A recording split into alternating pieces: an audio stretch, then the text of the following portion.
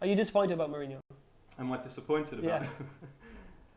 Disappointment's probably the wrong word, but what I would say about Mourinho is I think he's past his best. I think we've seen the best of Mourinho. Sort of like, I would say Inter, when he won the Champions League at Inter, that was Mourinho at the very height of his powers. To go to Serie A at the lowest point of its history and take an Italian team to win the Champions League and to defeat that incredible Barcelona team, the best Barcelona team of Pep Guardiola, was an incredible achievement. But I think since then he's gone on a steady decline. I mean he won one La Liga at Madrid, but then he came back to Chelsea, and now at United I think he has been a big disappointment. Yeah, there's no doubt about it. I mean, to not even get in the top four, spending all that money, is I'd like to look at sixth position in the top 5 leagues in Europe and compare what the teams who have finished sixth in Italy, Spain, France and Germany compared to what Man United have paid to finish there. And I know that they've put all their eggs in the Europa League basket, but even that in itself is an indictment on how poorly the season has gone for Mourinho. The fact that they're concentrating so heavily on the Europa League. I mean, this is a competition. I remember Patrice Evra, when he was playing for Man United, said he was embarrassed to have dropped into it when they got knocked out of the Champions League. Mourinho said it himself when he took over at Chelsea after Rafa Benitez had won the Europa League just months earlier. Yeah. And he said something very similar, yeah. And now he's trying to spin it like it's the most important match in Man United's history. I mean, that for me, he was speaking earlier on in the year about Claudio Ranieri sacking and saying, when you sack Ranieri, you can't delete history. But he's trying to delete history because this is Man United. They've won 20 titles. They've won 3 Champions Leagues. They've had some of the best players in the world play for them. This is a club that's synonymous with success.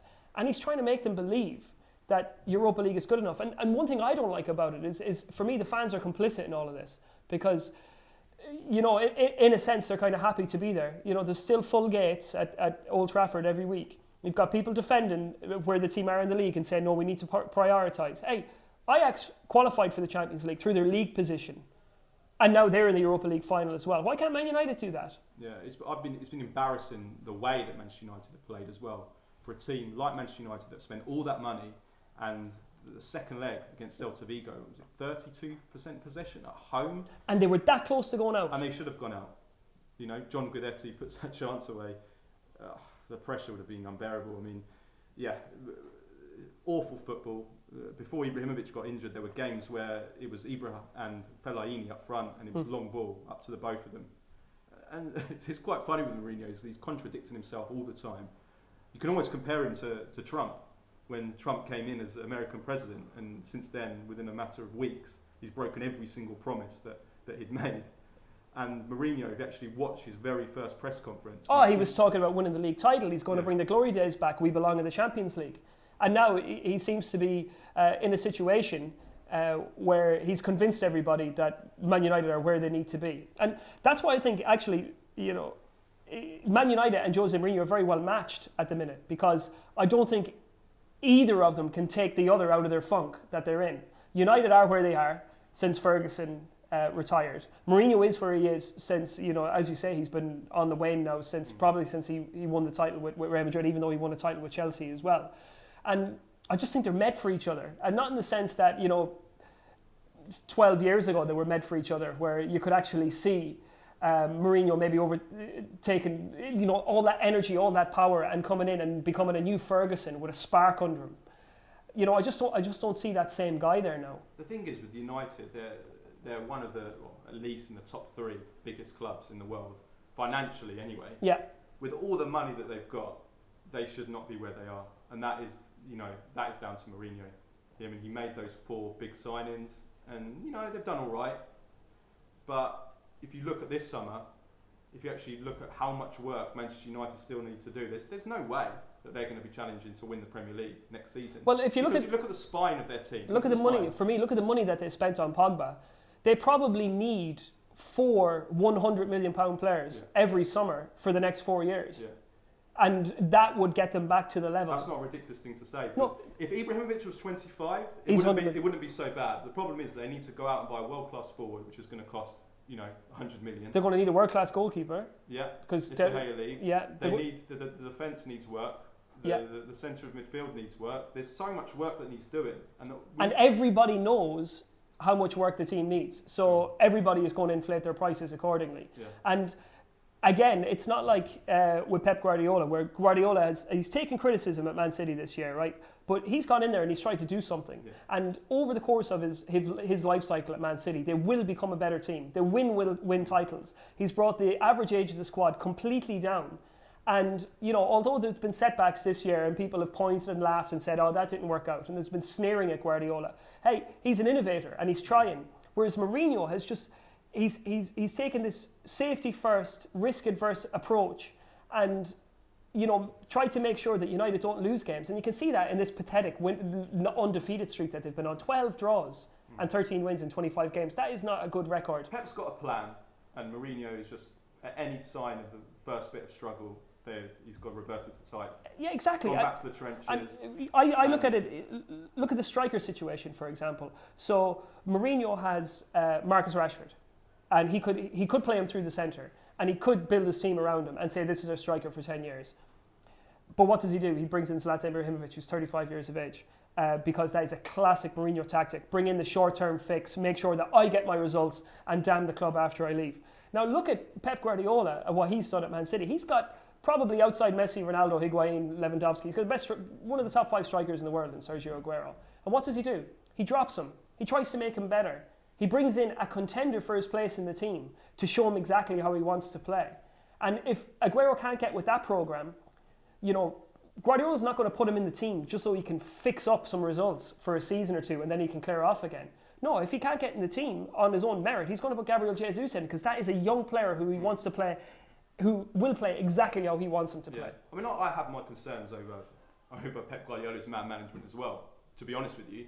But you know, with Mourinho, at least Pep has a plan, like you mentioned. You can see the project, you can see where he's trying to take City. It might take a while, you know, the defence isn't good enough, but you can see where he's going. With Mourinho, you don't really see it, and I think tactically, he's playing the same style of football. And for a long time, he was playing that same 4-2-3-1 formation, rigid, with everyone sticking in their same position. Football's not like that now. Football's about having hybrid formations. We've seen that with Pep. They don't even have a formation. Pep Guardiola doesn't. Allegri, I think, has become probably the most adaptable and flexible coach in Europe. His formation changes so many times. Even Zidane. In the course of a move. Even Zidane. Yeah. You know, there was a situation at Real Madrid where you thought, okay, if the BBC isn't in the team here, then somebody is going to strop and they're not going to get the results. But, you know, he's almost playing like with 2 up front with Benzema, Ronaldo and Isco in behind. You know, he's come up with that. He's conjured that. Isco moves around, he goes from right to left to the middle. He's conjured that formation himself, and you just don't see that innovation. With Mourinho, everything is so rigid, and I think that is so 10, 15, 20 years ago. It comes with being so risk adverse. He would prefer, I think it thrills him more not to concede goals than it does to actually see his team score them. And the reason I say that is because the top teams, what they spend, I know they're playing every 3 days, they don't get a lot of time on the training pitch, but what they try more often than not on the training pitch is try to create goals. Because every team that a good team comes up against wants to stop them from scoring goals. So what do they have to do? They have to look for tactical advantages. How do they do that? They do it on the training pitch. Mourinho doesn't pay any attention to his attacking shape on the training pitch. He says, right, you 6 are going to protect me. And the rest of you, if you could win the game for me, that would be great. He worries more about the opposition as well. That's why he loved team. And that's why he's good. That's why he loved players like Ronaldo. And that's why, well, on the field he loved him at least, but that's why he likes working with players like Ronaldo, like Ibrahimovic, like Mesut Ozil, because these are guys who can get him out of trouble and win games on their own. And when he's got a team that he actually needs to coach attacking football into, it's no coincidence that United have drawn 8 matches at home, 9 matches at home this season. That's no coincidence. They haven't been unlucky in every one of those games. It's systematic because his players aren't equipped with the ideas from their coach on how to win matches. They're equipped with how not to lose them, but they're not equipped to win him. And that is the biggest indictment on Mourinho. And he's the highest paid manager in the world? Well, outside China. He's the highest paid manager in the world. It's crazy. And you compare his salary to that of Antonio Conte, who's come in at Chelsea and, you know, things were going badly at the start. And they lost that Arsenal game 3-0 and he completely revolutionised his tactics, went 3 at the back. And, you know, he worked it out to find a system that worked. With Mourinho, it's all the same football, same formation really, and that's why United are having the season they're having. And even if they win the Europa League, the worst thing about it is, even if they do win the Europa League, Mourinho will be able to convince everybody that it's been a success, and that will buy him more time. And I think that Ed Woodward at the time was so starstruck by having the opportunity to work with, damaged goods as he was still Jose Mourinho. So I think he was desperate. I think he was taking such a hammering, Woodward himself, in the so many bad signings in the transfer market, the disaster of Moyes, the disaster of Van Gaal. He wanted someone who was a proven winner, someone that could just come in there and just get all the critics off his back, and it hasn't really worked out, has it? And if he was to walk away from United, or if United were to lose their patience with them, because what happened at Chelsea, where in Europe, which top club in Europe can you imagine Mourinho taking over right now? No. I think he's burned so many bridges at places like Real Madrid and at Chelsea, super clubs, at Inter as well, that there isn't a super club out there now that would say, okay, we're guaranteed to win in style and have a harmonious camp if we bring Jose Mourinho in. I think United's the only place for him, and a successful United wouldn't even suit him either. I think he needs United because they need him. Yeah, I think there's a big difference between him and if you take someone like Pochettino, who I think Manchester United should have appointed, someone who's very innovative, modern football manager, and Mourinho is the old football manager. His time has passed. Tactically, definitely, his time has passed. I'm not convinced whether he can reinvent himself. I said that when he took over Manchester United, I wrote a piece that he's a tactical dinosaur. Maybe that was a little bit over the top, but I don't see him reinventing himself.